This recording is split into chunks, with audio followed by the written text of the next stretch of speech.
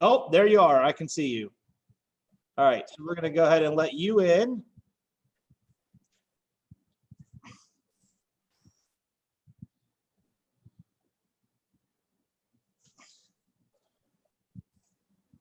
Can you see me now? Oh, I'm going to hang up now, okay?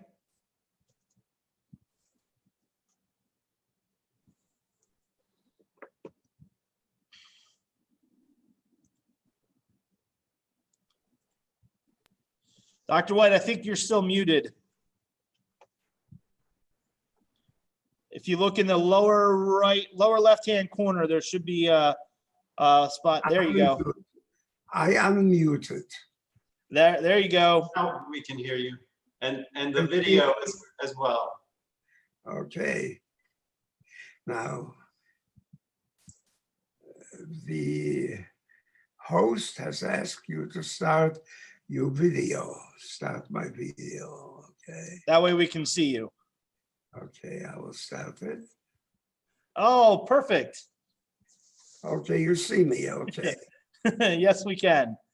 All right. So we have a thank you very much for doing this. I'm not in Florida, though.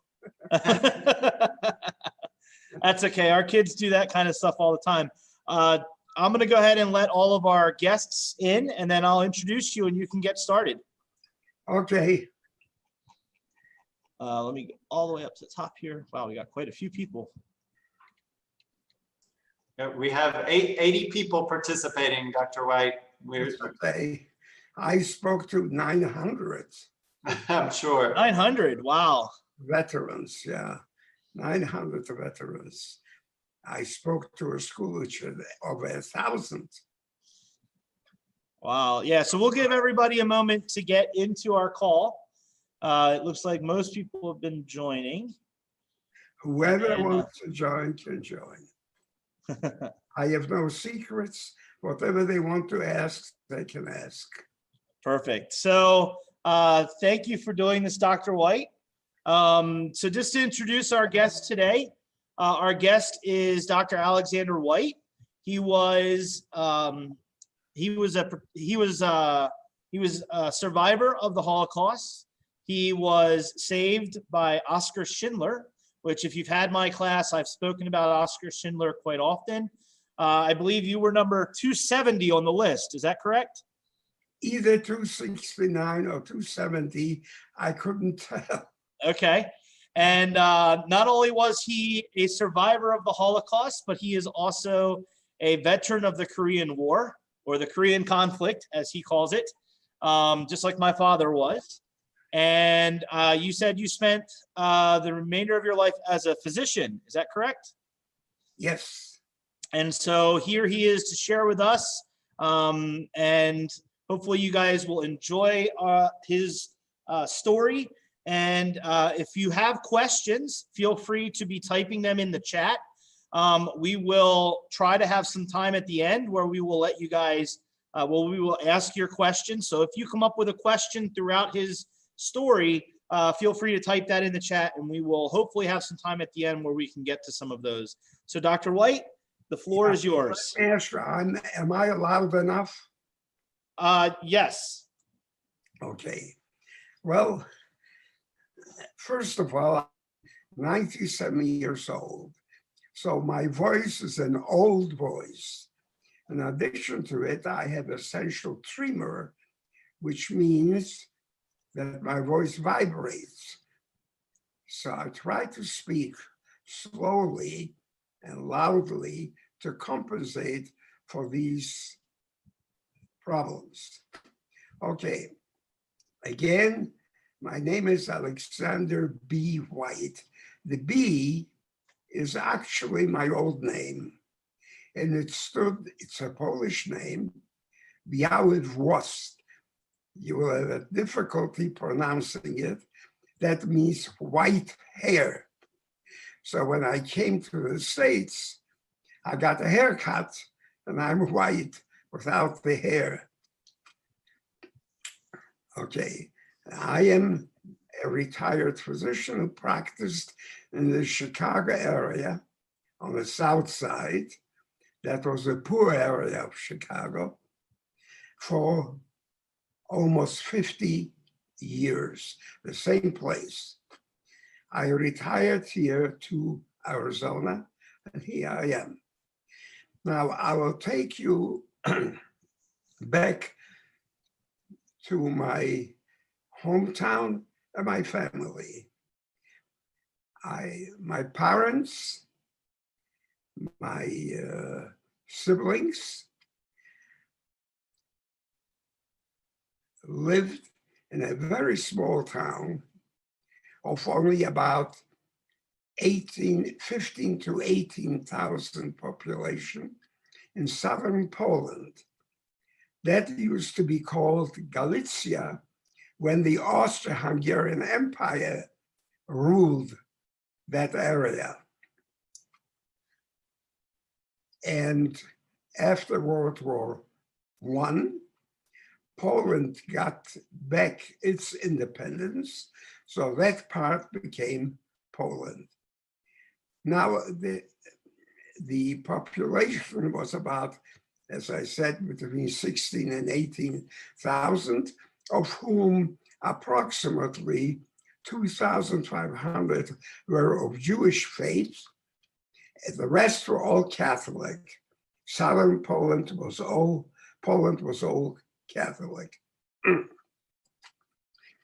Now, in my days, if you were born in a certain town or village, you never moved out of that town or village. You married someone in that town or village or in a neighborhood town.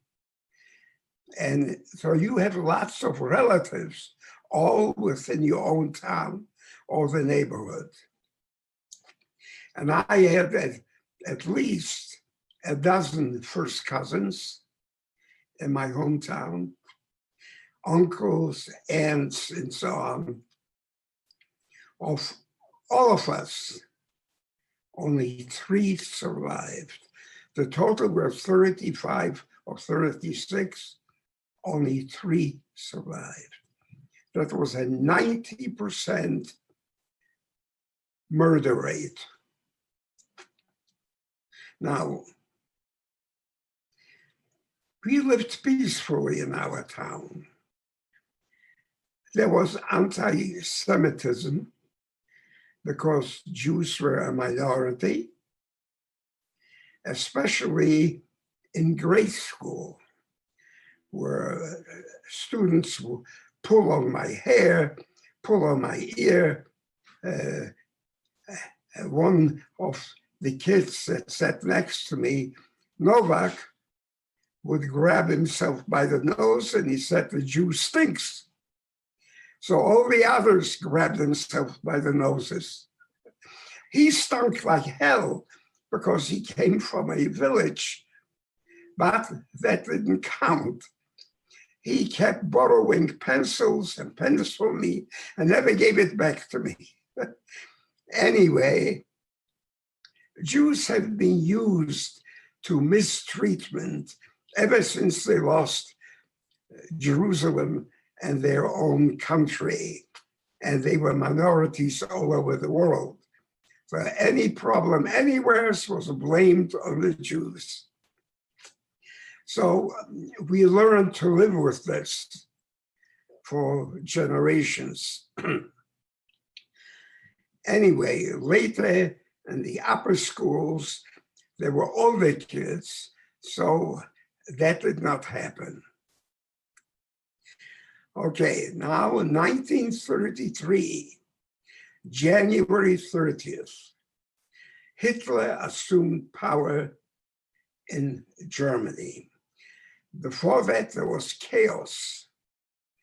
The socialists were fighting the communists, the others were fighting this, other, and so on and so on. But the Nazis under Hitler were very powerful. They had almost 200,000 stormtroopers, where the total army was restricted to only 100,000 by the Versailles Treaty. The Versailles Treaty limited the German potential to ever make war. So they weren't allowed to have an army. They weren't allowed to have heavy machinery or tanks and ships and things like that, an air force. But when Hitler took over, he just didn't even bother with it. He started immediately arming. So all factories went full blast, producing tanks, trucks, jeeps, planes, ships, and so on and so on. By 1939, he had the most powerful army and air force in the world. Well, he had promised the Germans that he is going to get back all the territories that Germany lost during World War I. And they lost lots of territory. And that's what he did. He first marched in to the Rhineland, Strasbourg, a big city, in Alsace and the Lorraine area. He marched in with his troops, he occupied it and annexed it to be part of Germany. The Allies, which is the French and the British, were very unhappy about it. He violated the treaty, but they weren't about to go to war over that, especially after a horrible World War I that was supposed to be the war to end all wars. So they didn't. That emboldened them even more. And the German people loved it. They got back, without firing a single shot, they got back all this land. Well, when he got that, he went after Czechoslovakia. The western part, called Sudetenland, it's a beautiful area. That's where Mr. Schindler was from Sudetenland, had a sizable German ethnic population. So he stirred up trouble there. And they wanted to break away from Czechoslovakia. And Hitler wanted them to join Germany, to be part of the German nation. Well, the Allies were alarmed. So they sent the British Prime Minister, Chamberlain, and the French Prime Minister, Daladier, to Munich to talk to him, talk him out of it. It didn't work. So the Czechs were ready to go to war over it. And the Soviets, being also Slavic people, wanted to come to their aid. But they would have to travel through Poland. And the Polish government was afraid once Stalin and the communists move in there, they will never leave. So they would not go along to allow them to cross. So he marched in to Sudetenland, and he didn't stop in Sudetenland as he promised Chamberlain and Daladier. That's all he wants, is just Sudetenland.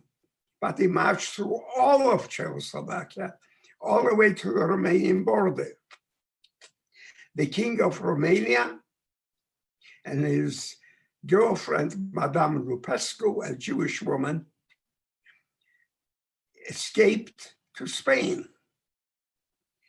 And General Antonescu, who was a Nazi guy, he greeted the German armies at his border as they reached the Romanian border. So now Poland was surrounded in the south by German troops, by Germans. Now, when he took Sudetenland, he said he wants no more. Now it's going to be peace forever, and so on. That didn't last very long. Of course, he marched into his own country, Austria, which was a German-speaking country, but was never part of Germany. He marched in there and attached that to Germany. And now he comes after Poland. He wants Poland to relinquish its western part, which was the industrial part of Poland, as well as Poland's Pomerania, which was access to the Baltic Sea.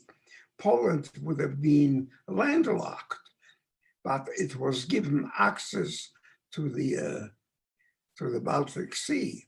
He wanted it. Well, Poland said no. The Allies, which is the British and the French, seeing that he is an insatiable appetite, promised Poland that should he attack them, they will attack him in the West. That will force him to fight a two-front war. In the West against the Allies, which is the French and the British, and the East against Poland. September 1st, 1939, I was awakened about 5 o'clock in the morning. I hear bombing. I ran out of the street. From the school, I was supposed to be an air warden and send people into the cellars. And people were standing there just watching German diving bombers descend on the air base. There was a small air base, military air base in our town, a Polish one, and bombed the air base. Then they bombed the train station. They bombed the electricity works. And this was 2 hours before Hitler declared war on Poland. Well, there was chaos in our town. People started escaping our town because we heard the German troops were moving very rapidly through the western part of Poland. He had huge armies invade, a northern army, a middle army, and a southern army, and Poland had nothing. I have never seen a tank in the Polish army because they didn't arm. They didn't, no one expected another war. So as they marched through, within 3 days, they are along the Vistula River, which is Krakow, a big ancient city in Poland. He was there. Now we started escaping. We got together some stuff. We went to the railroad station to take the train to the east, escape to the east. Where to? We didn't know. We were just going to leave to the east, and we hoped that maybe as soon as the British and the French start attacking Germany in the west, he will be forced to pull back. But that was not to happen. We got, as we were on the way to the station was bombed. No more trains. So we got a guy who used to hold glass for us. We were in the glass, glazing and beveling of glass, mirror making, and such other things business.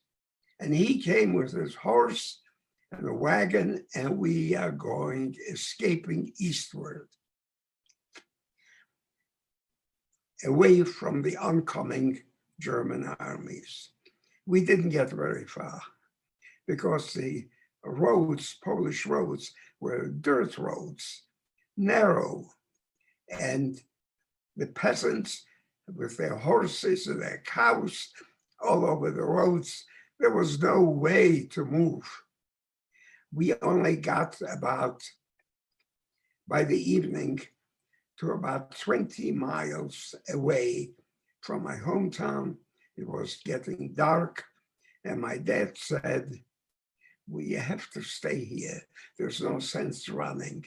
We heard from peasants that the Germans were already right behind us. So we stayed there.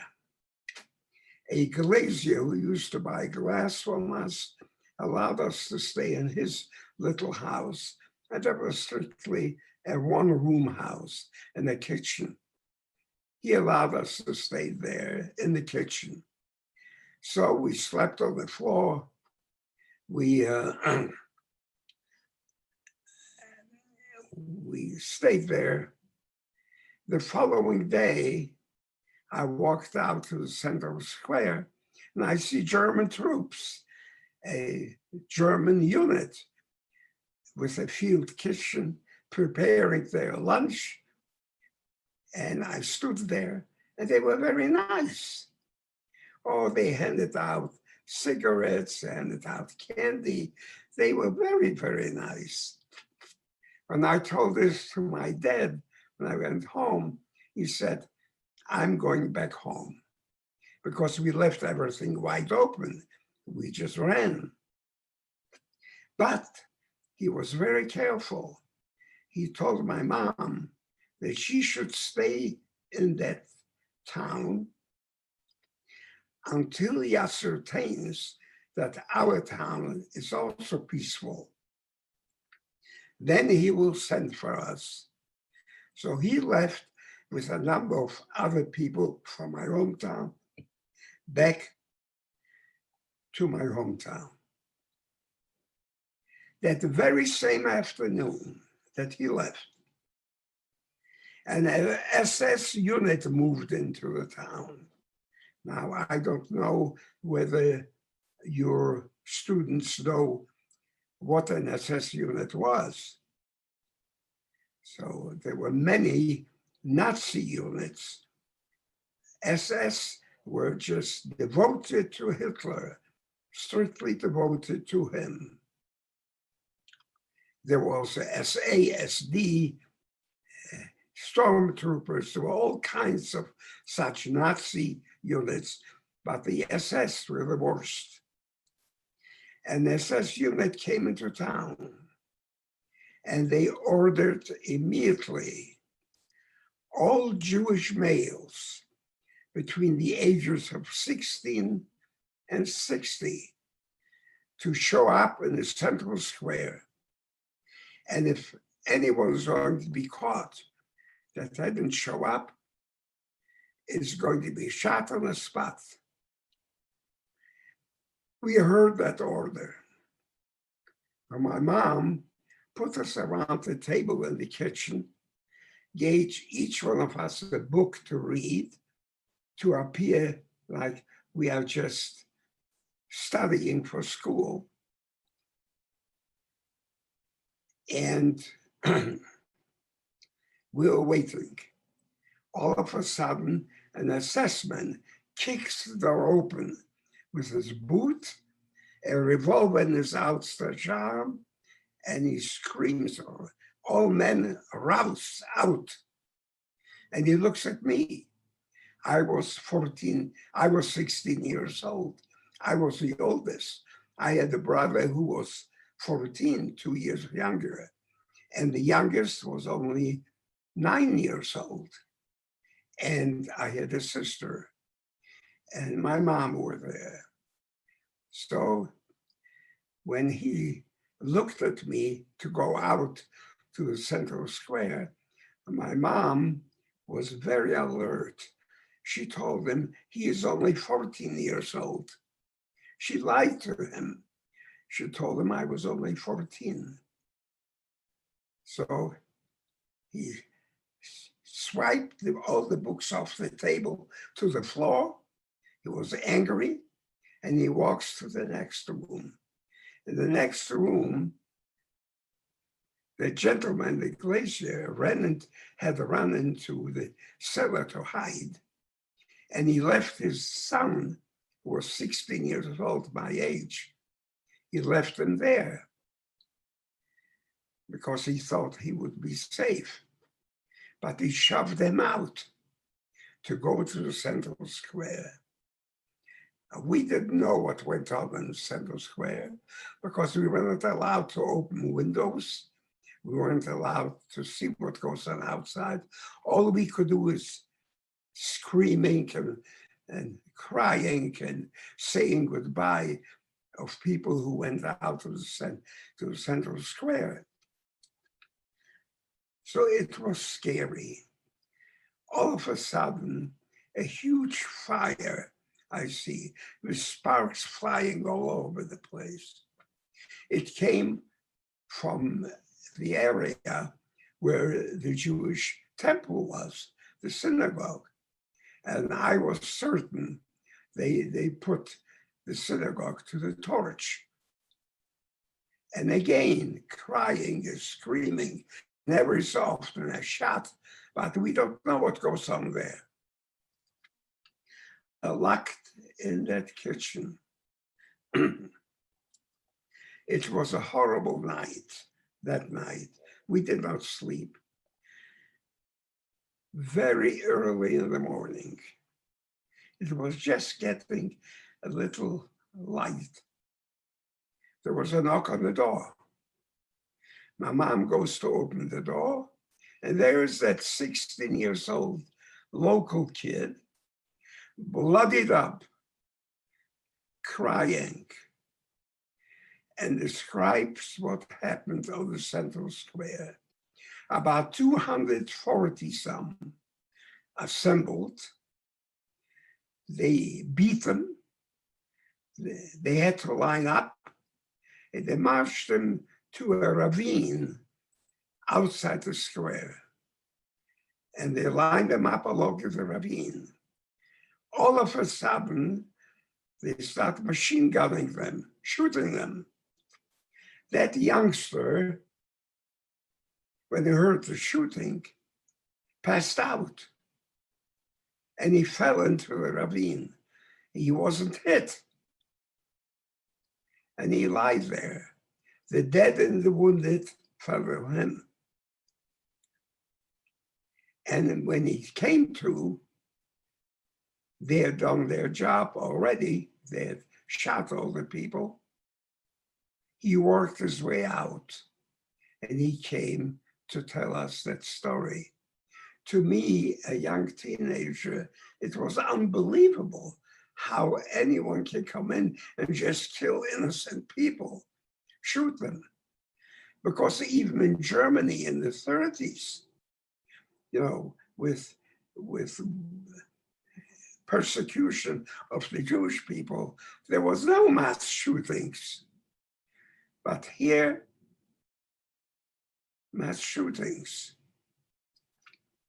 Well, the following day, they were gone. We got a note from my dad that in our town, it is quiet. We should make our way home, and we should avoid the main roads because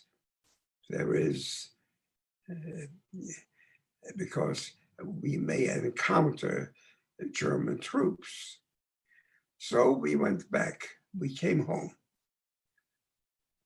We took off our stuff from that wagon. We are going into our shop. Our shop was in front. We lived in the back of the shop. We had 2 rooms there. as we took our stuff off, and we were so glad to be back home. And then from my town comes over, he says, hey, Mendel, that was my dad's first name. You cannot stay here. The Gestapo just gave an order that all Jews must leave the town and must go east to the Sun River. The Sun River was about 40 kilometers to the east of us.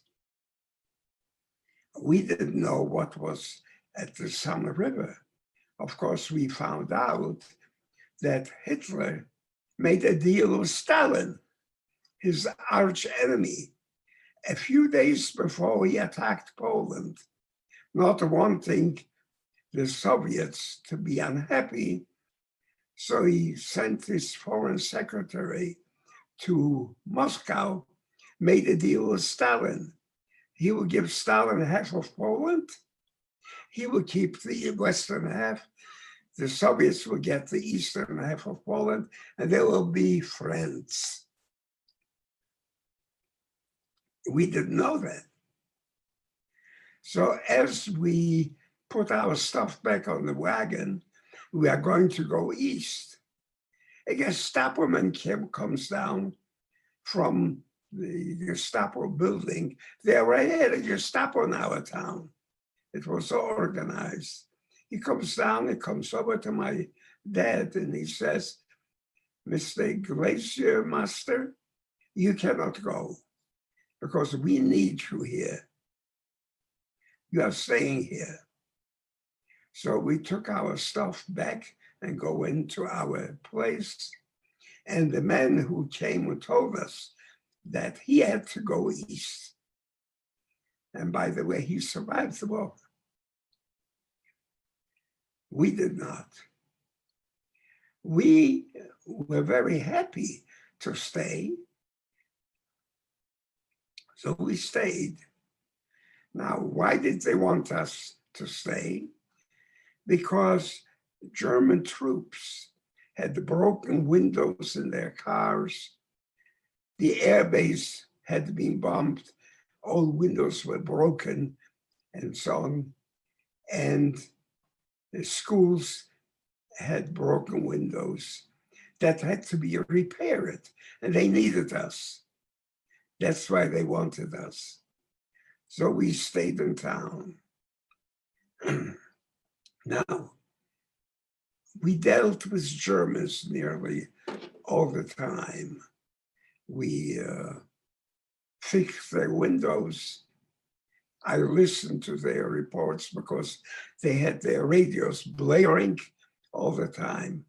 So I could even repeat all the German military command reports every day, the martial music that went on and so on. The Germans met the Soviets at the Sun River. They kissed each other. All of a sudden, they loved each other. They were arch enemies before, but as long as each one of them could get part of the loot, they became friends. The Allies failed to start shooting and left Poland to fend for itself, and Poland could not. So there was no Poland anymore. The western half was part of Germany, except for a small part that they called the general government. But they put in Hans Frank, an attorney, a Nazi attorney, to be the head of that part of Poland. Of course, the Soviets were happy in the eastern Poland. They grabbed all the Ukraine, Belarusia, all that.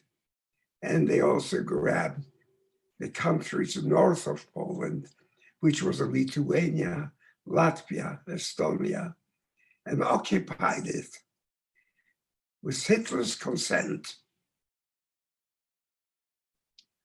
So we were busy fixing all these things, and we got along with German soldiers quite well. I was never harassed. Only once did a German sergeant hit me in the face because he told me I was glazing the window there. They were quartered in the high school. I was glazing the window, and he told me to take his basin and get rid of it, take it out. And I told him that's not my function. I am here to glaze the window, not to take out his junk. So he hit me in the face. That's the only time that I was beaten up by a German. Otherwise, they never bothered. They used to come to our shop every day. I talked to them. They were no different than anybody else. I felt relatively safe. Well, that was 1939. Within a few months of the occupation, all the anti-Semitic racial laws were put into effect in Poland. We had to wear the armbands. We couldn't go and sit in a chair. We couldn't go to the park. We couldn't go to a movie. Nothing. Since we worked for the Germans, had permission to go all over the place. So I walked over the place because food was very difficult to get. We couldn't get any food. The stores had nothing. But the German soldiers would give you a tip, a loaf of bread. They would give you a can of sardines, like that. So we were better off than any of the Jews in our town. A Jewish community elders was formed, and they had to take orders from the Gestapo. They needed 300 Jews at the air base to clean up and work there. The Jews had to clean the streets and other things. But I say we were better off because we were working for the Germans as they needed us. And there was hunger, no food. But my family lived in that town for generations. So peasants knew you.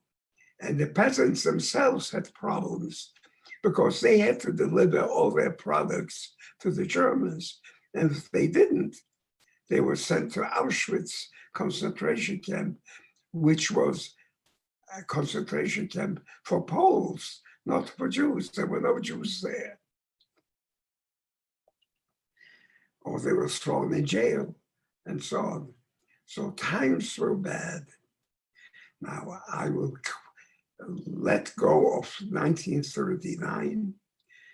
And in 1940, I will only mention that since the Allies, the French and the British, didn't do anything but had lined up their troops along the German-French border, Hitler decided to move his troops from the Eastern Front to the West and attack them. So there are not many more soldiers in our town, German soldiers. They all went to fight in the West. And of course, as you know, he ran through France more rapidly than through Poland. And ran, and then went through Belgium, Holland, Denmark, Norway, all the way almost to the North Pole. Then he turned south, went to Yugoslavia, all the way down to Greece, occupied all of this. He had nearly the entire continent of Europe. Now the Soviets became very unhappy with it, whereas before they kissed one another, now they started to become enemies. So after he had occupied nearly all of Europe, and he was also North Africa, because Mussolini, who was the fascist leader of Italy, joined Hitler when he saw Hitler winning all over the place. He joined him.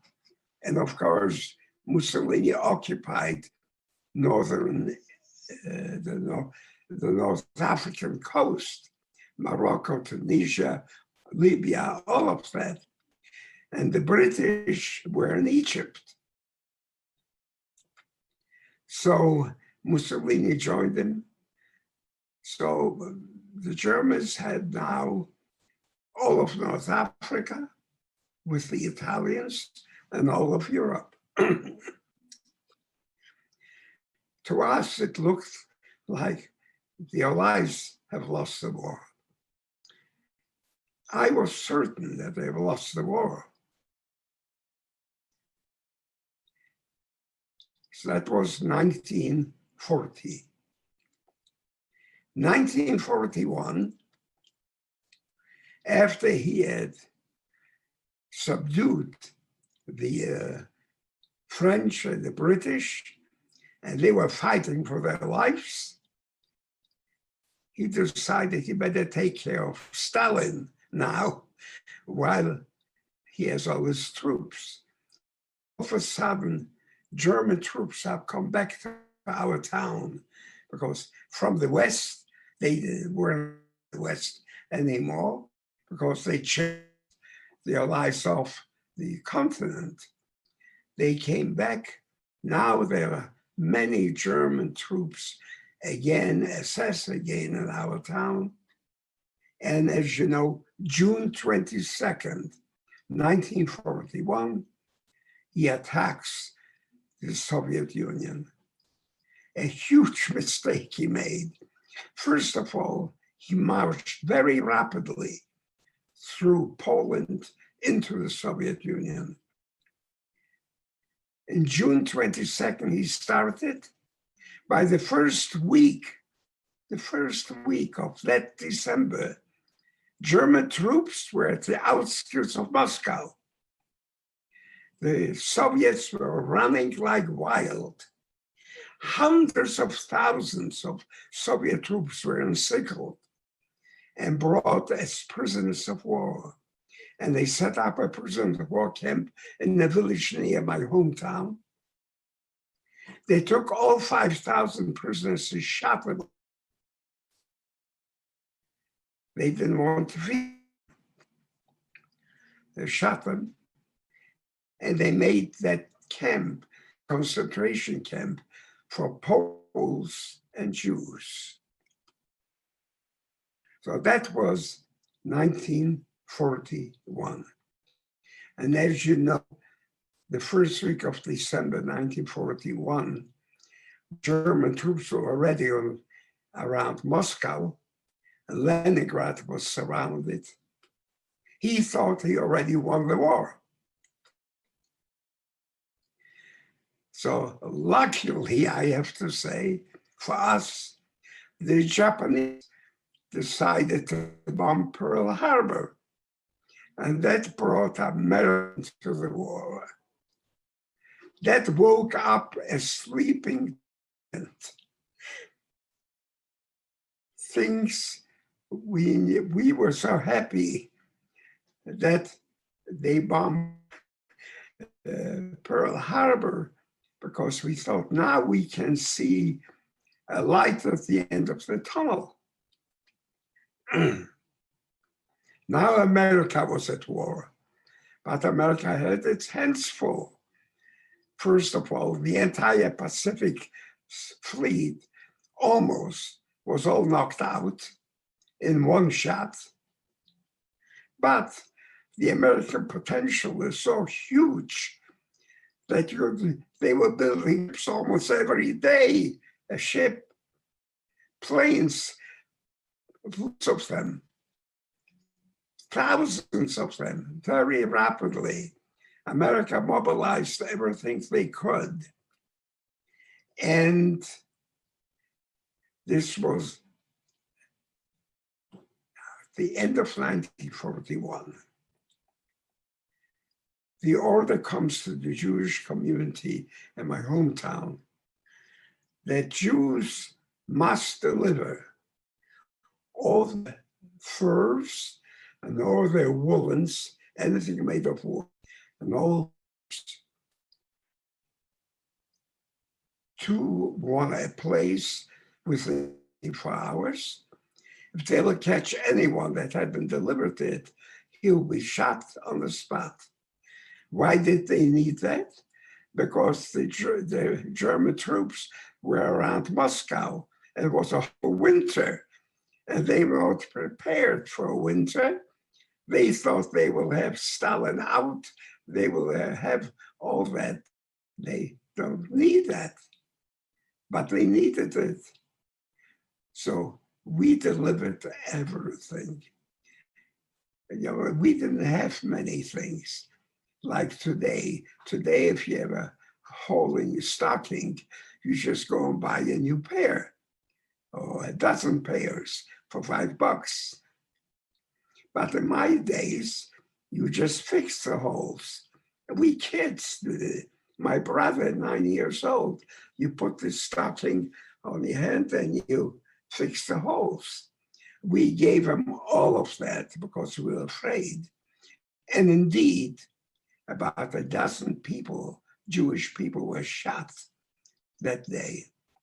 My dad, who was appointed to be a member of the Jewish elders, and he was a member of the social services.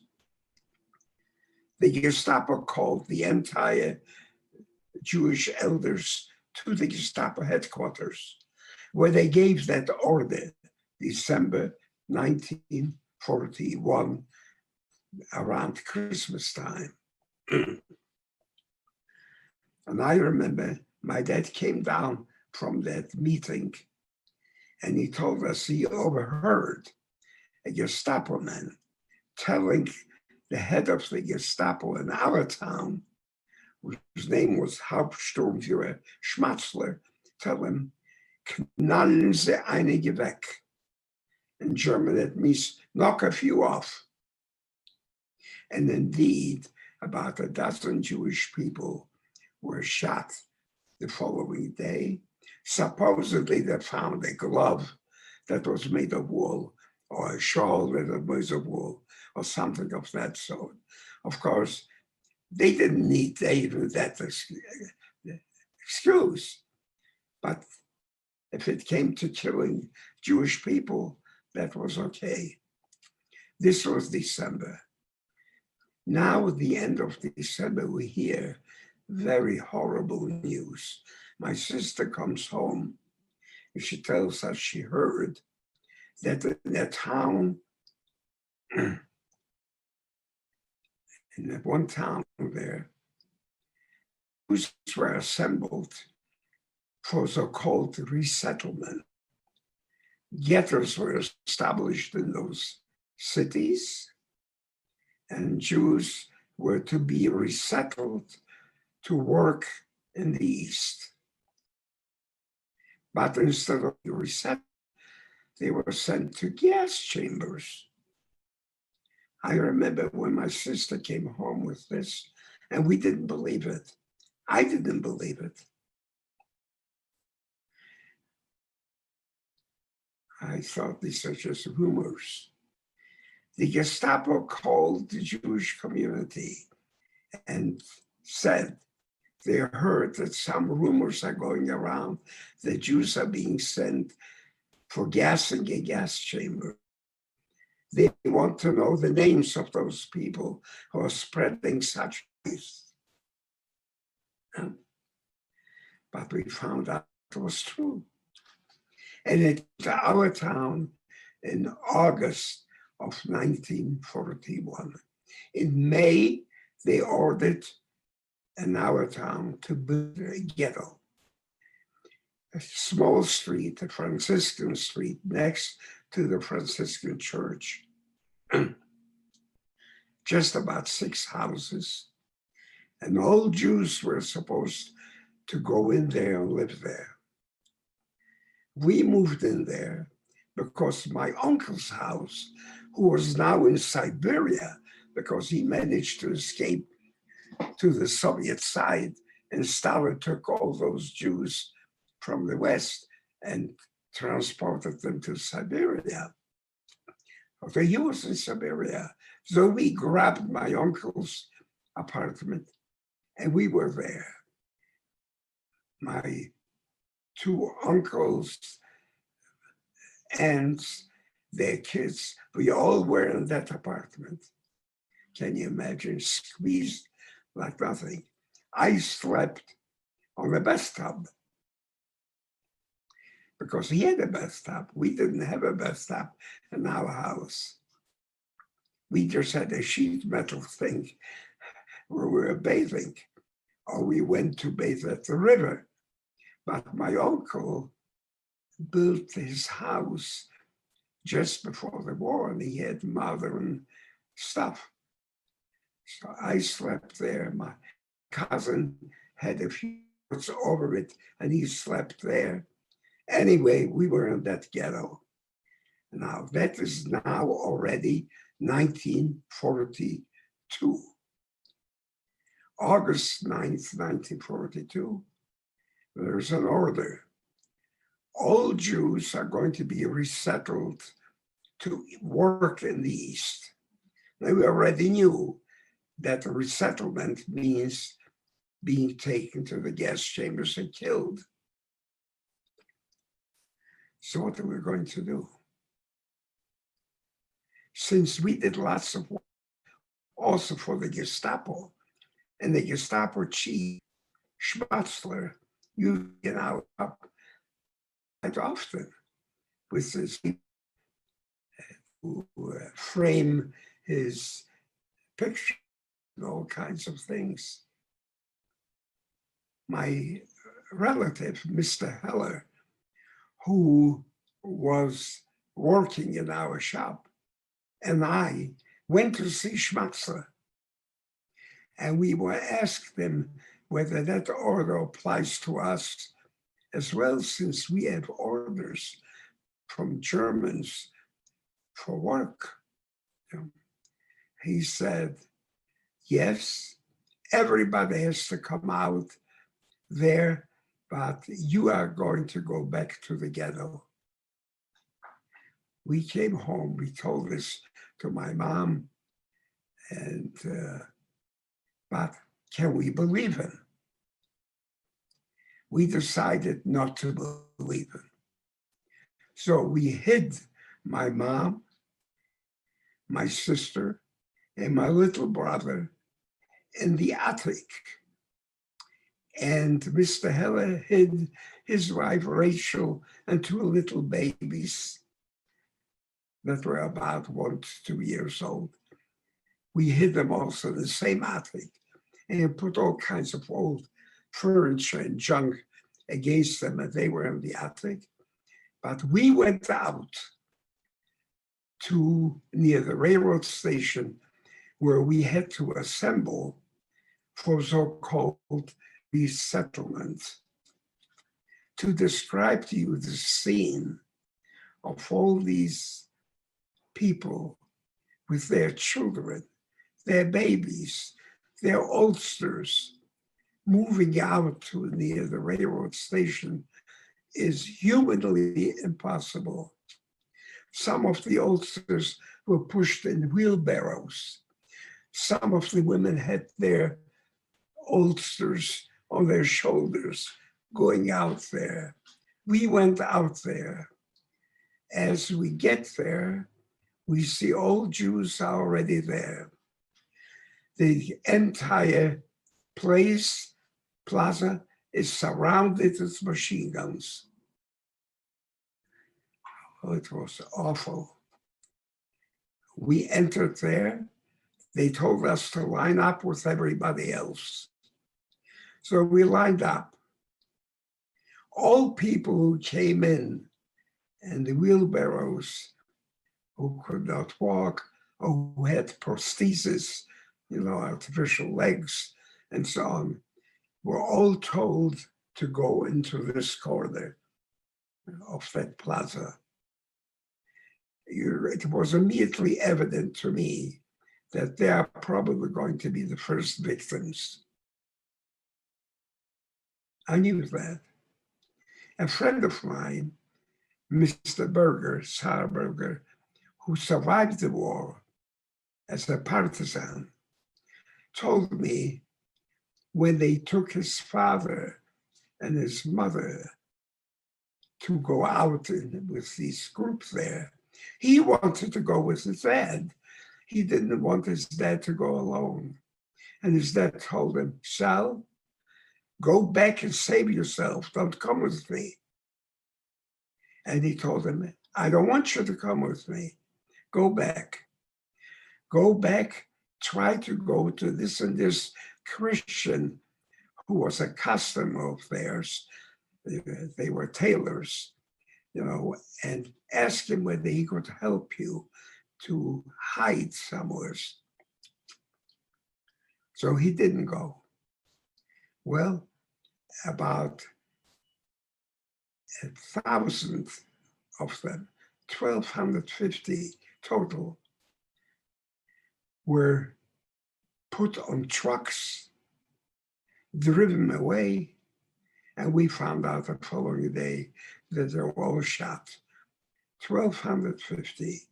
I have some photos when I returned to Poland of the place of the shooting of these people. Anyway, so that was the first resettlement action, so to say, in my hometown.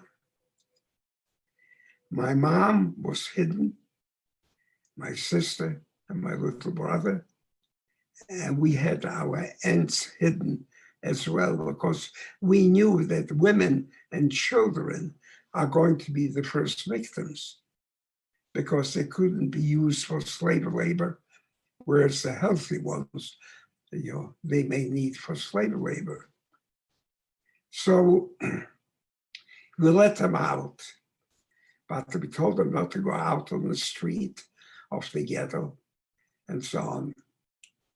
Well, I and Mr. Heller got permission from the Gestapo to walk out of the ghetto at will, because we were busy glazing windows there and there at the air base and so on. So we had permission. And that was an advantage, because we could get some bread, some food, and bring it into the ghetto. We would put it into our slacks. Anyway, so this was the first resettlement action, August 9th, 1942. 2 weeks later, the Gestapo announced that those that were hidden and therefore didn't have permission, so-called blue card, to stay in the ghetto, if they would voluntarily show up on the street of the ghetto, they will be given permission. First, they announced that only 3 people showed up, and they gave them permission. But a week later, they announced it again. Now over 100 showed up. I was out of town that day. I was sent to work in the refinery in a small town near my hometown. And when I came home, my dad was sitting in a chair crying and tearing his hair out. My cousin stood next to him, tried to cheer him up, telling him, oh, they probably took him to work here and there and there. That's why I knew immediately that something horrible had happened. They took them away, and we found out the following day that they shot all of them in a wooded area near my hometown. So these are the first victims in my own family, my mom and my sister. Life wasn't anymore the same. We went back to the shop to work. The shop was outside the ghetto, was now owned by a ethnic German. We worked for him. So we had a certain amount of security. We worked for Germans. But life was not the same anymore.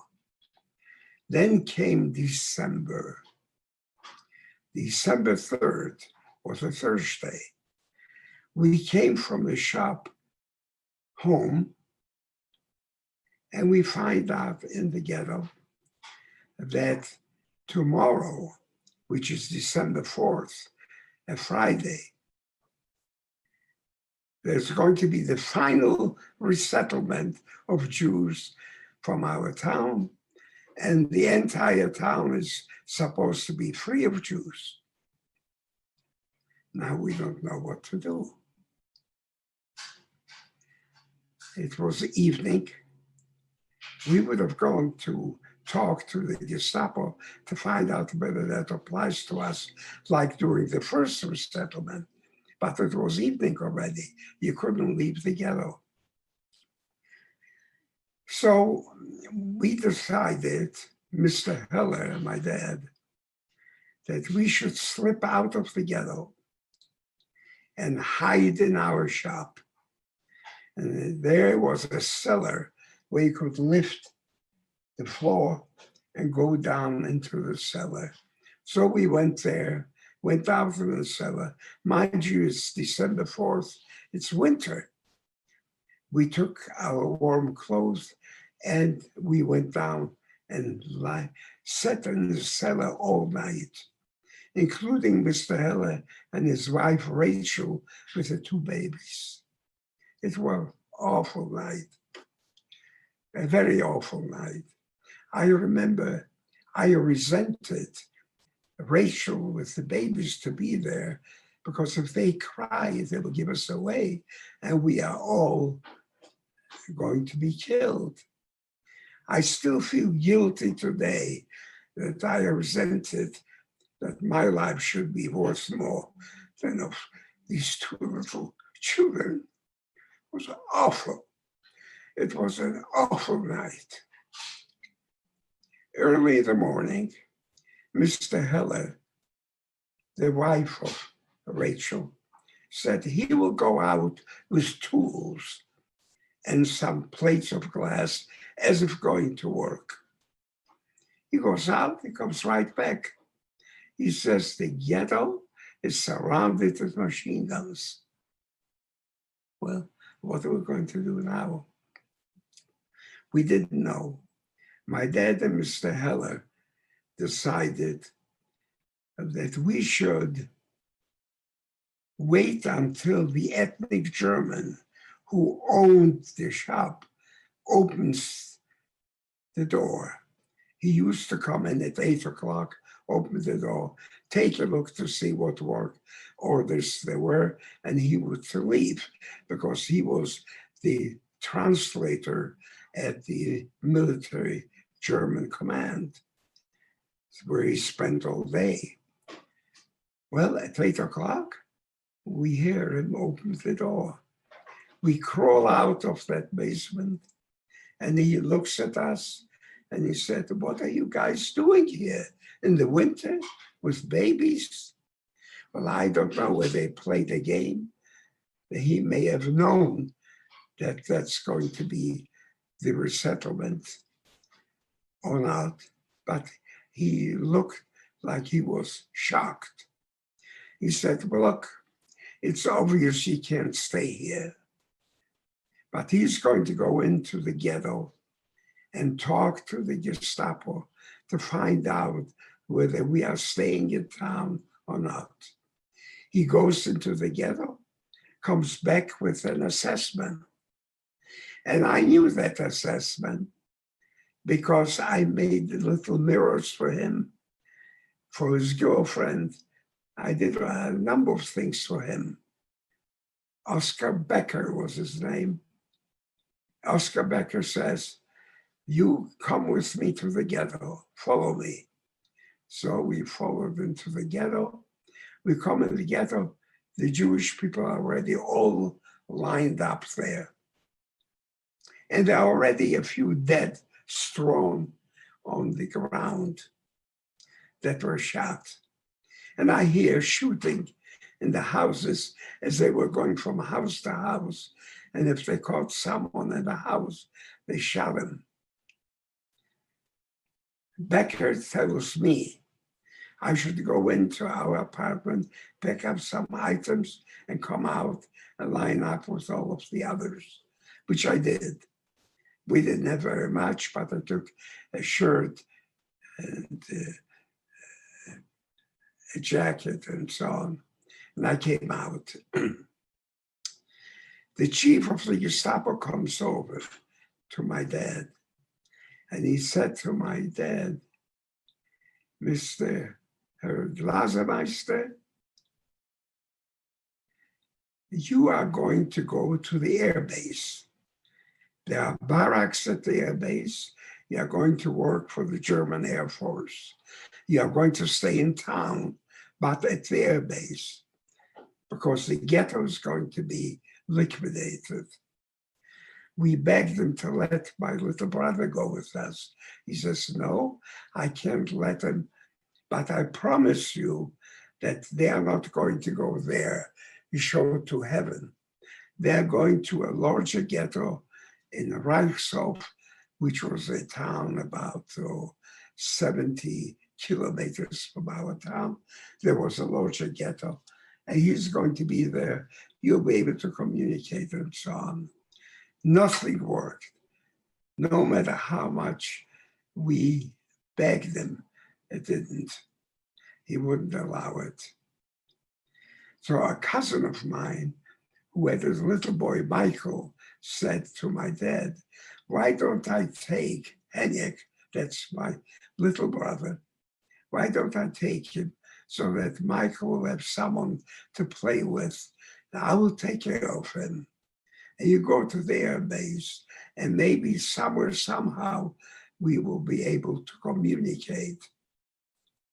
Well, we were all crying. They marched them out. Anybody that arrived of the Jewish people who came into the ghetto after us was put against the wall and shot straight. The Tepe family, I knew the daughter. She was a very pretty girl. The husband, the wife, and the daughter put against the wall and shot. So there were dead strewn all over the place. A guy brings in a lady on her 20th on a sled. The chief of the Gestapo from a neighboring town takes a carabin and shots her in the head while she is on that sled. It was unbelievable. How can they do something like this? Anyway, we were to go to the air base. The electrician in town is supposed to go, and others that are important for the German economy. We were put in that corner, and we were waiting. We have to wait until someone from the air base comes to lead us to the air base. And they marched all of the others out. They all said goodbye. They waved goodbye. They marched them out. As they're out of the ghetto, Rachel, Mr. Heller's wife, with the two babies, is brought in by a Gestapo man into the ghetto, only yards away from where we stood, shoots her and shoots the two babies. Just right in front of me. It was unbelievable. Are these human beings? What's going on? Anyway, to make a long story short, we were sent to the air base. We were there the entire year of 1943. I will not describe life there. It was decent. The barracks were actual German military barracks. The food was lousy, but we didn't need it because we got the Polish people that work there would bring us food. We would buy it from them. And so we had enough bread, and that was good enough. We were there the entire year of 43. Towards the end of 1943, the Germans brought in 400 Uzbekis from Uzbekistan who were Soviet prisoners of war that the German caught. And they were to replace us, and we were to be sent to a concentration camp. We pleaded with the command, and they promised they would do everything to keep us, but it didn't work. So we were taken and put into a concentration camp that used to be the prisoners of war camp for Soviet prisoners of war, that they shot all of the 5,000, I mentioned it to you before, and made it to a concentration camp for Jews and Poles. I had 3 cousins there, and they took out a bunch of them and shot them, including 2 of my cousins. Only 1 cousin was sent to Auschwitz. And we were sent there to clean up after them. And from there, after about 7 days there, we were taken apart the barracks, and we were sent to Krakow, Płaszów concentration camp. We arrived in Krakow. The first thing is, now in the concentration camp in Krakow, it was Jewish couples who ran the show. German SS were there here and there, but it was really run by the prisoners. Mr. Hilevich was the head of it, and his assistant was Finkelstein. I came to know all of them.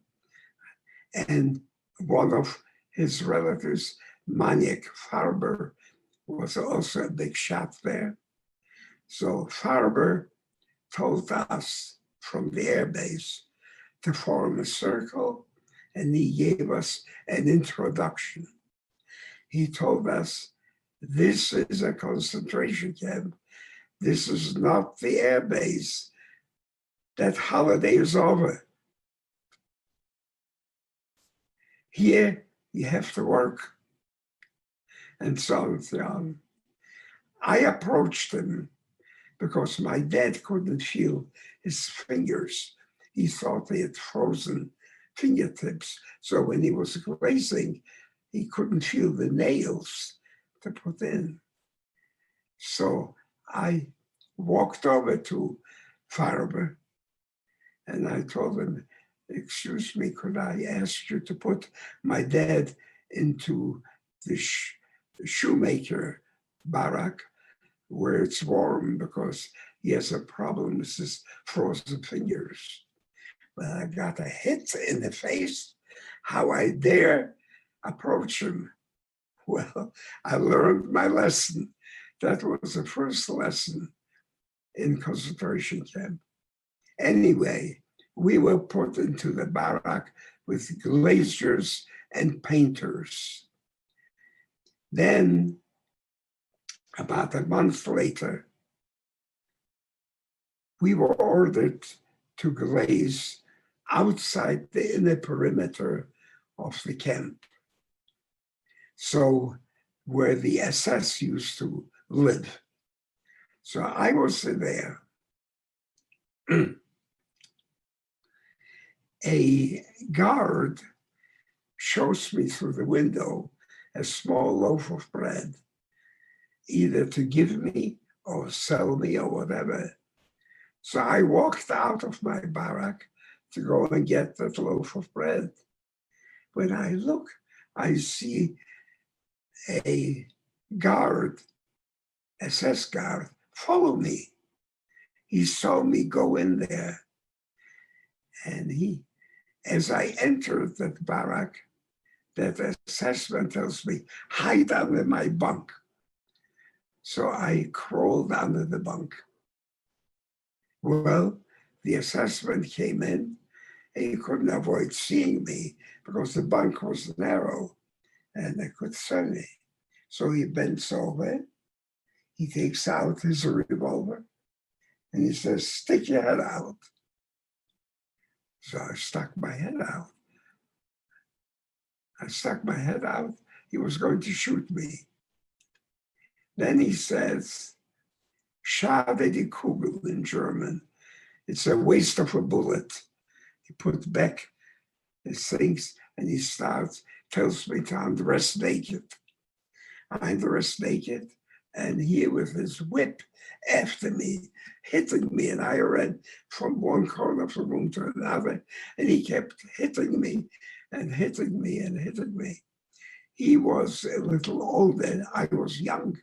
I had just come from the air base, so I was well preserved.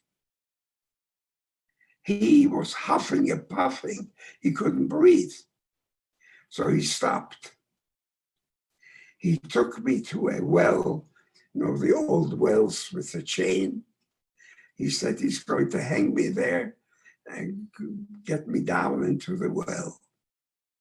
All of a sudden, a bunch of Nazi children, because this was the area where the Nazis lived, the SS, came by to see what goes on. So he didn't do it. And he told me to go back to the barrack. So I went to the barrack. My dad saw that through the window, and he was scared to death.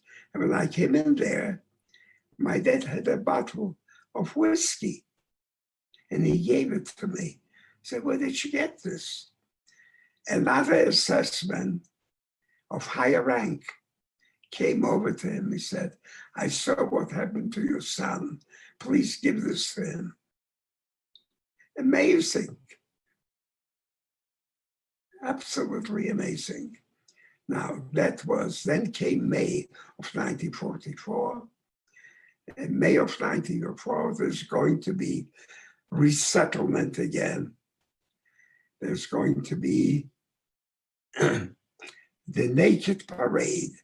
The prisoners in Krakow called it the naked parade. You had to undress naked outside.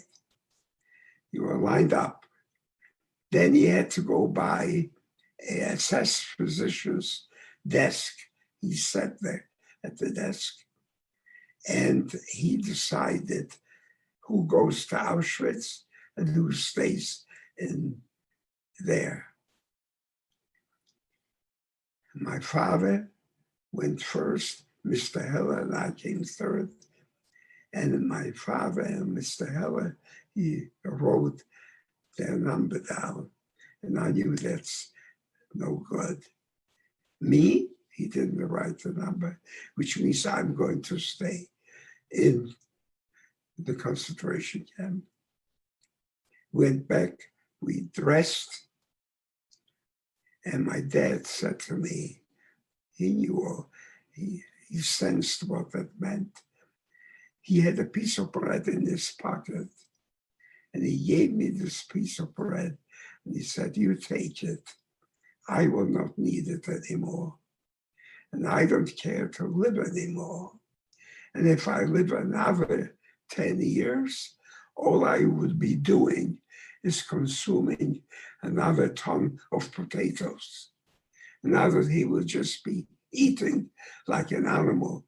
There was no life for him. He told me, I lost my wife, I lost all my children. You're the only one that's still alive. And I pray to the Almighty that you survive this ordeal. And if you do survive, I have a single request of you, and that is please be a mensch, be a decent human being. That was his last. They marched them off to Auschwitz and they killed and murdered them the same day. Mr. Heller and my father, I was now left alone in that camp. I didn't know many people there. Most of them were from Krakow. My town was 90 miles southeast of Krakow.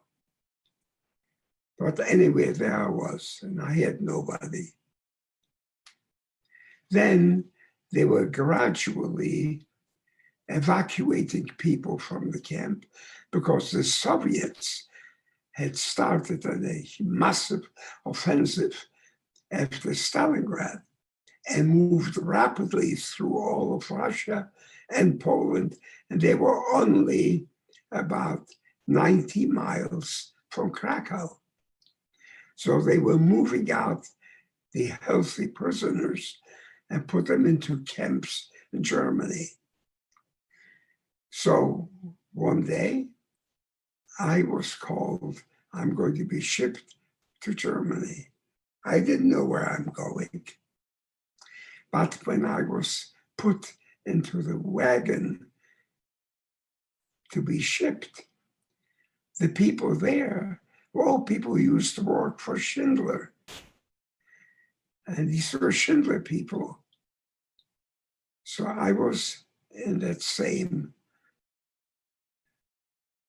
wagon. And we were shipped to Germany. We were shipped first to a camp, a concentration camp called the Gross Rosen in Germany. There we were only a few days. I will not describe this scene there. But from there, we were sent to Schindler's camp. And that's where I was liberated May 8th, 1945. I will not describe what life was at Schindler's. If you ask questions, I will answer it. We don't have enough time. So I will quit now. Now I'm liberated, right? Where am I going to go? Well, Dr. White, that is quite the story. Wow. That was a very detailed recollection of your story. You call it detailed, but it's not detailed. I could spend hours. Yeah. No, it was, for me, it was very, very interesting. I'll open it up now. If anybody has any questions that, we could take a minute or so. If you have a question about anything that you heard, or if there was something that you would like him to elaborate about, if you could either write that to myself or to Ms. Cohen right now, we'll have a chance for you to ask that if you'd like. But overall, I just think what an experience to you have. ask all the questions. I have no questions. I only have answers. Yeah. Did you ever get to meet Oskar Schindler? Yes, I saw him quite a few times when I was at this camp. And he would inquire how we are treated. Do we need anything, this and that? And I have to tell you, I had a toothache, horrible toothache. So I went to the dispensary, and Mrs. Schindler had brought a big thing with homemade soup. And she gave it to all of the people in the dispensary. That's the first time I had a terrific soup. I told her that after the war, I met her when she came to New York to be interviewed by the BBC. And I went to meet her. And I reminded her that of the soup that I enjoyed. I have been getting a couple questions here. One is, did anyone from your family besides you survive? Nobody except a cousin and an uncle of mine. The uncle was from a neighboring town.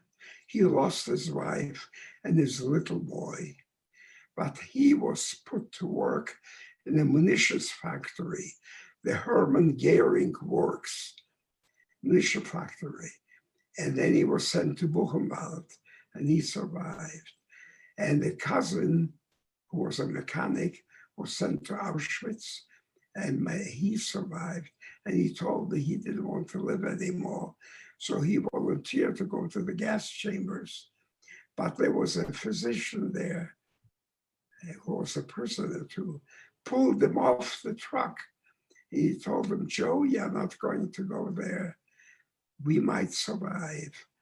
And he took him off.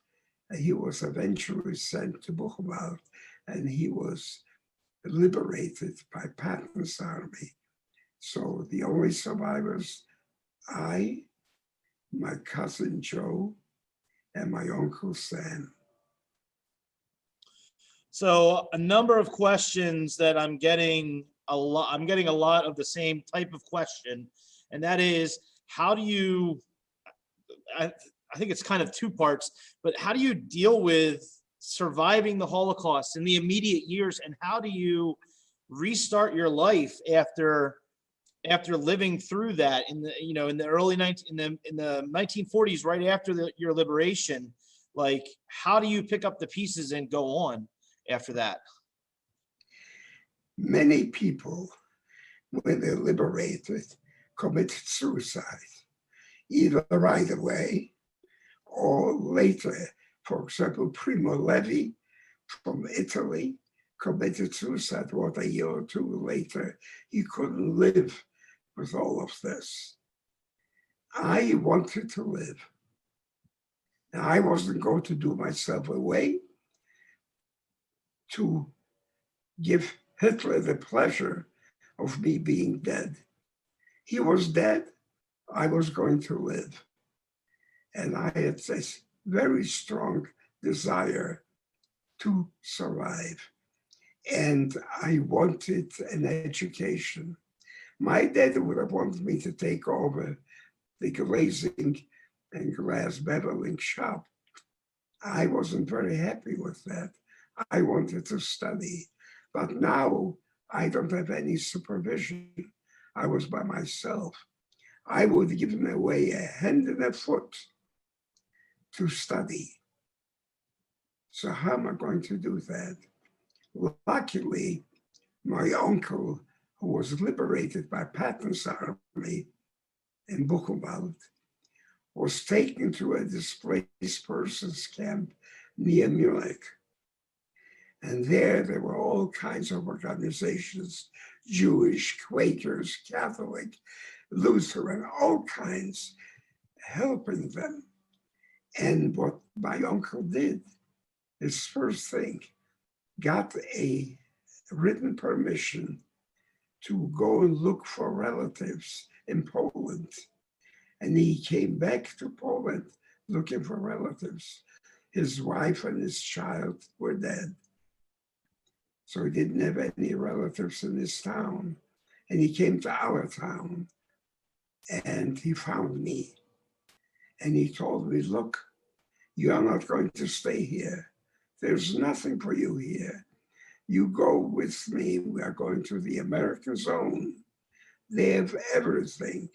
They have all kinds of charitable organization. They feed you 3 times a day, all kinds of things. And we made our way to Germany, the American zone of Germany, which was Bavaria. Well, we had to go to Czechoslovakia. How were we going to go through Czechoslovakia there? My uncle knew the mayor of his town, which was a border town, Gorlice, was just about 30 kilometers from my town. He gave him a package of American cigarettes. You could buy a house for a package of American cigarettes in Poland. Poland didn't have anything. And my uncle had a rucksack full of stuff from the camp in Bavaria. So he gave him the package, and the mayor of the town gave him a certificate allowing him to go to 15 kilometers into Czechoslovakia to look for relatives. He wasn't allowed to give for more than 15 kilometers. So we hired a peasant in the middle of the night when the border guys were sleeping. And we went into Czechoslovakia. And we went to a town called Bardejov. If you look at the map, you'll find Bardejov. It was a bigger town. And I remembered my mother used to say that we had relatives in Bardejov who were in the wine business, wholesale wine business. So when we came to Bardejov, we went around looking for a wholesaler of wine. And we found him. And he was he.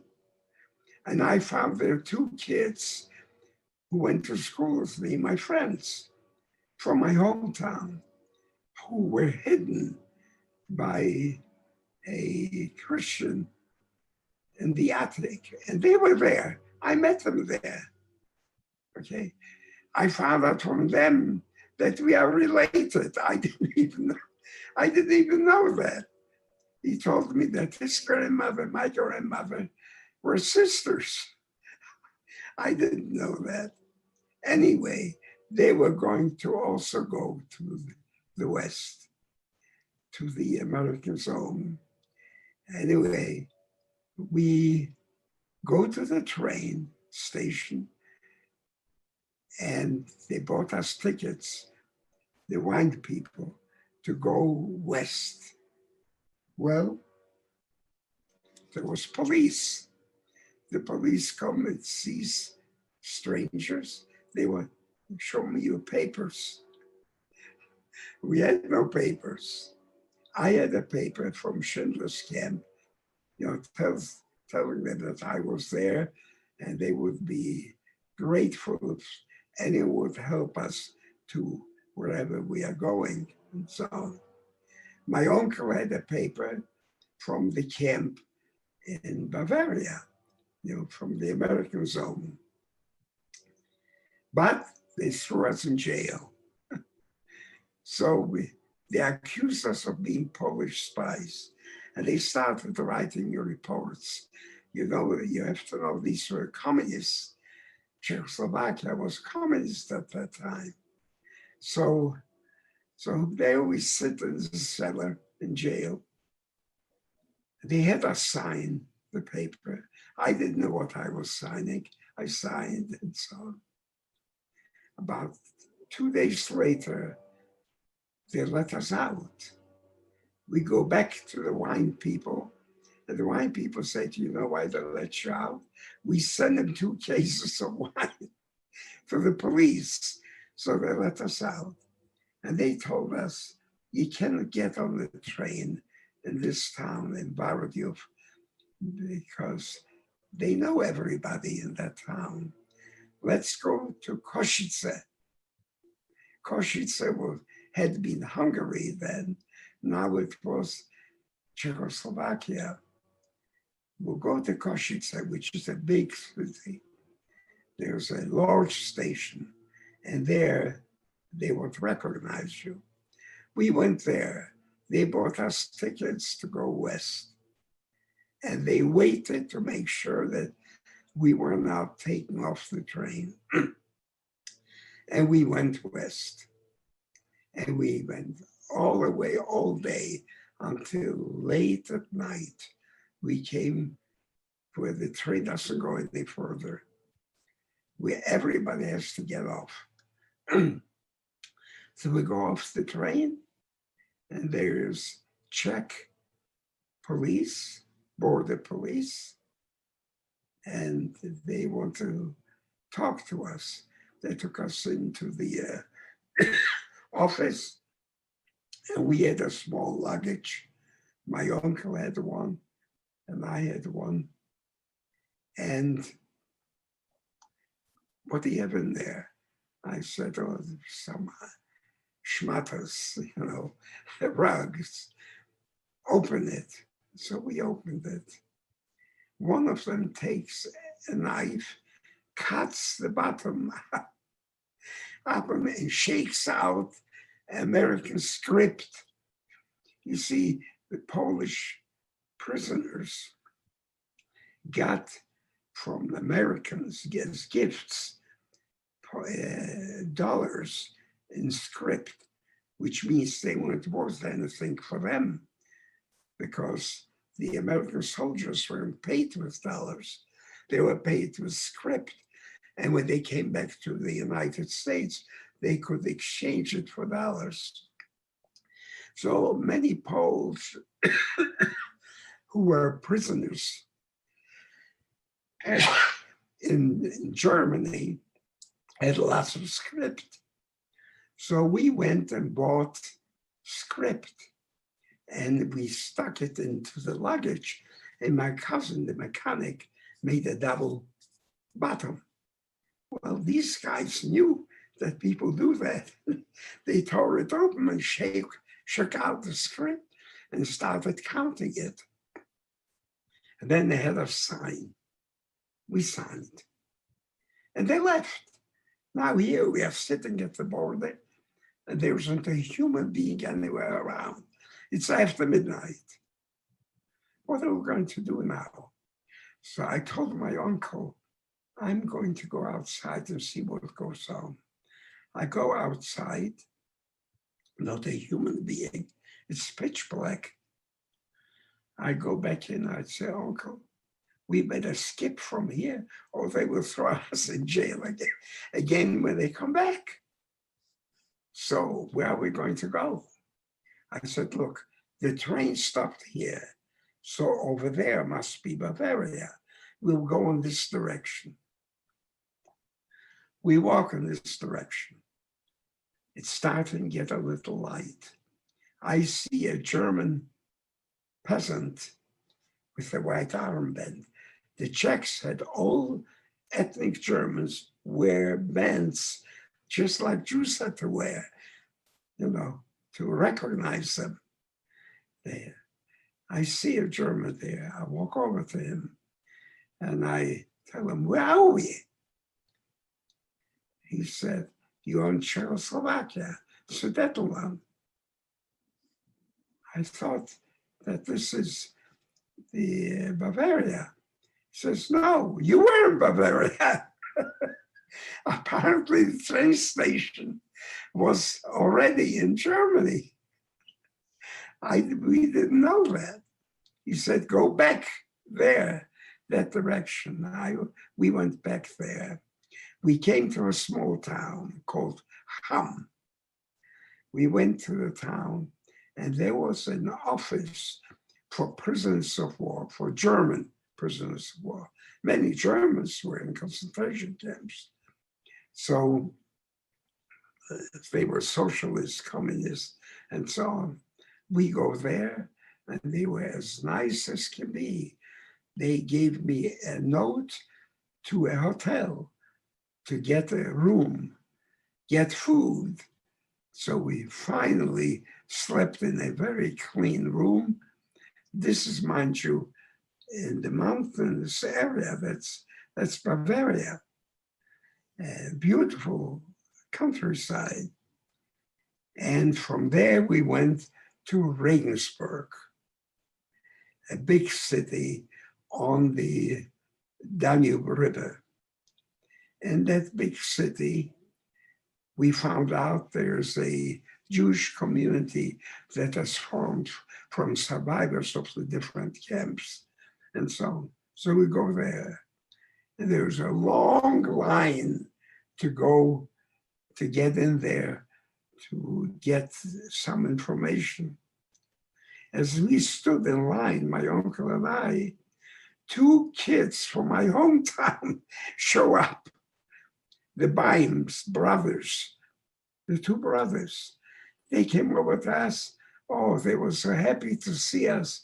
We told them, well, we want to go to that displaced person camp of my uncle.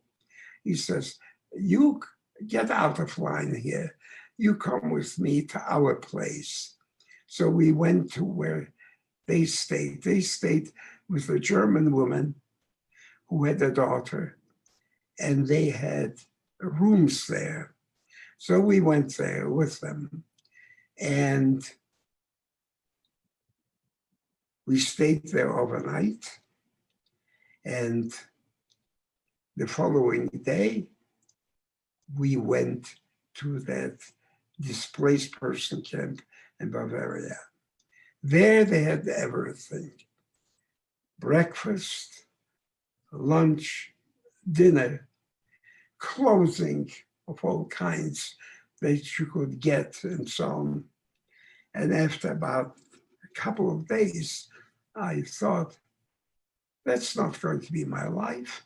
I'm not going to be there, collect alms. I want to go and study. I have to find a way to get out of here. Although the food was very good. And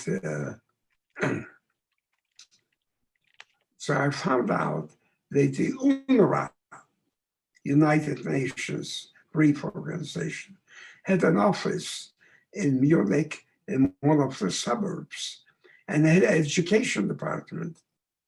So I went there. My uncle always went with me. We went there. The head of that department was Professor Jocelyn. I remember him very well. He was the head of that department.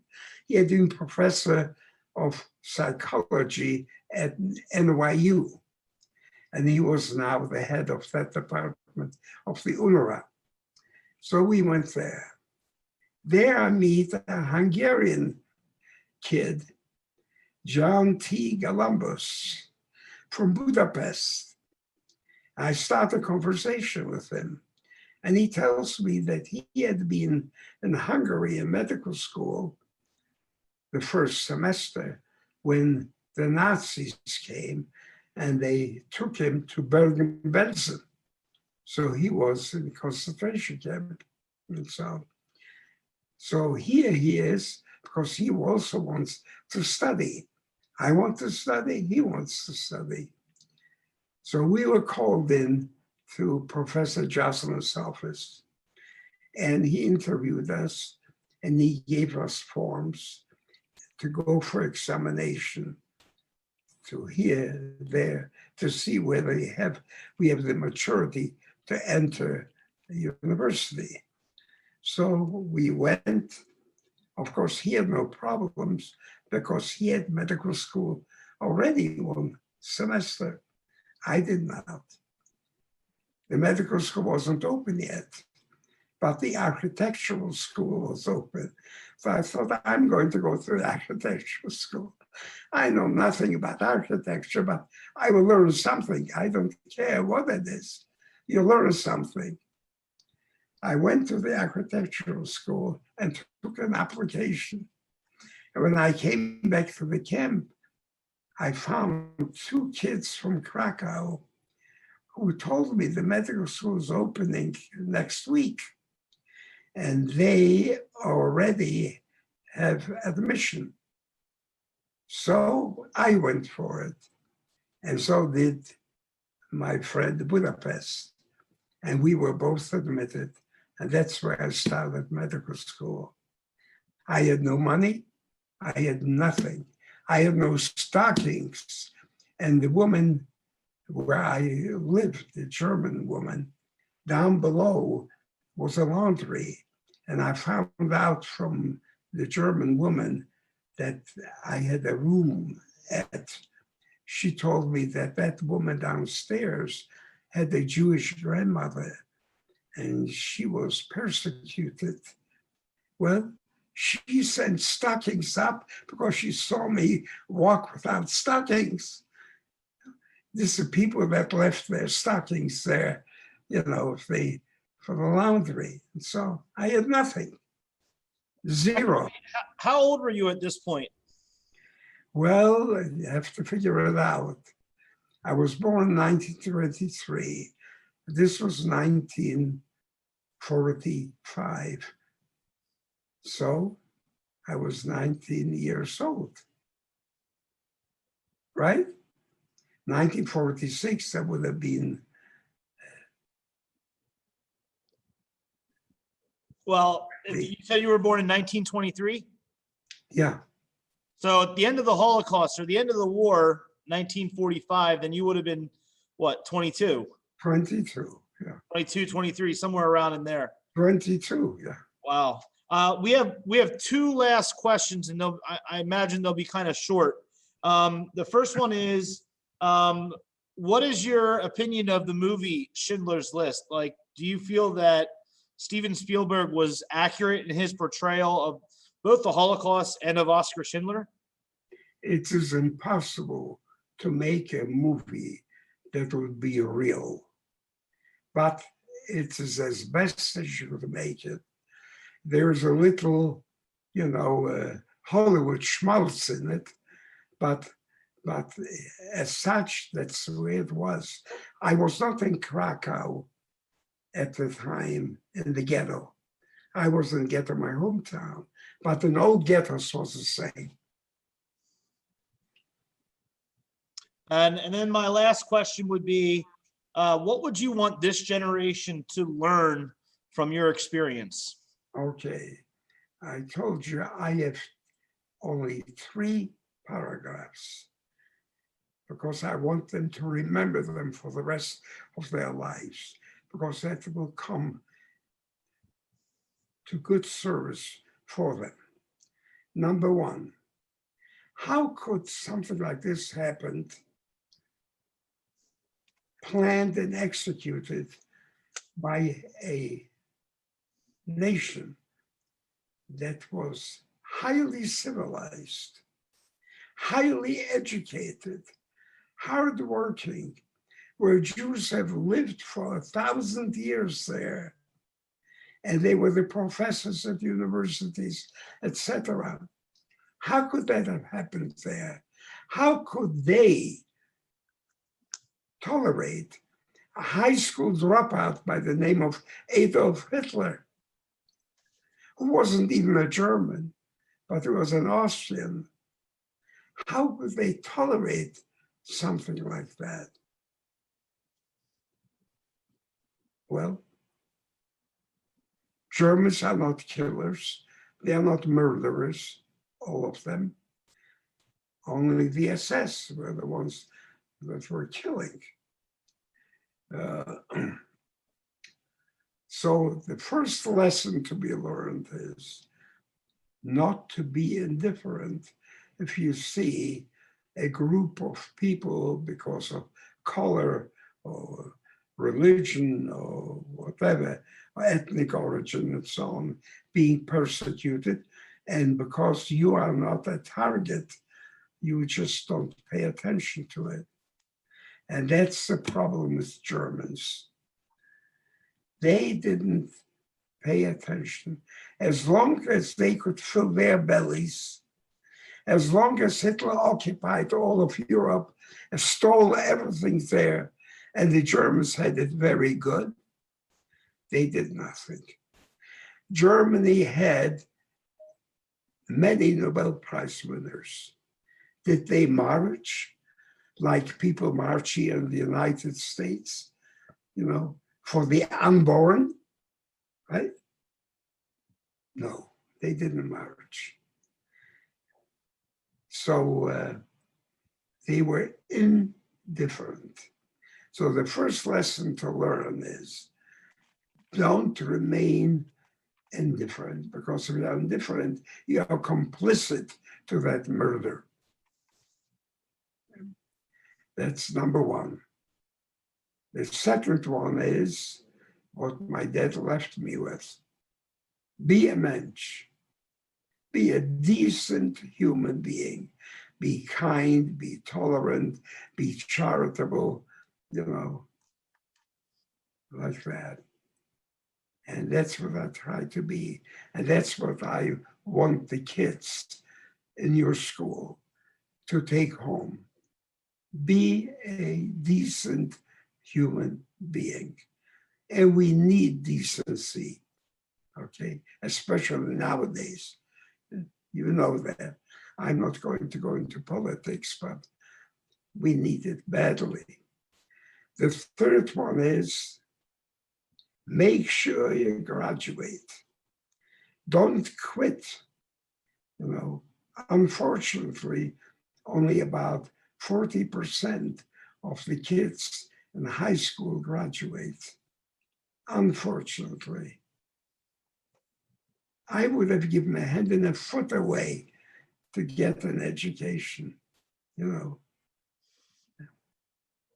Make certain that you graduate and you educate yourself, because in the 21st century, you will nowhere without an education, unless you're satisfied with flipping hamburgers at McDonald's for $10 an hour.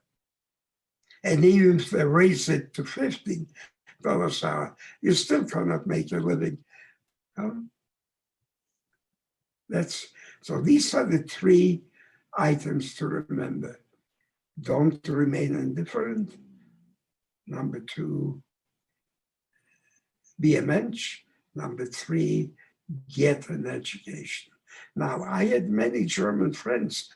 I lived there 5 years. I studied in Munich, see. One of my closest friends was a radiologist, and his wife was also a radiologist, and 2 of their kids were also radiologists. And when I talked to them about it, they said, well, we couldn't do anything because we would have landed up in a concentration camp if we said anything. I told them, Kurt Heinz, you didn't have to say, you didn't have to march. You had friends, colleagues, relatives. All you have to do is whisper in their ears. What I see is going on is not German. This history will never forget it. We have to do something about it.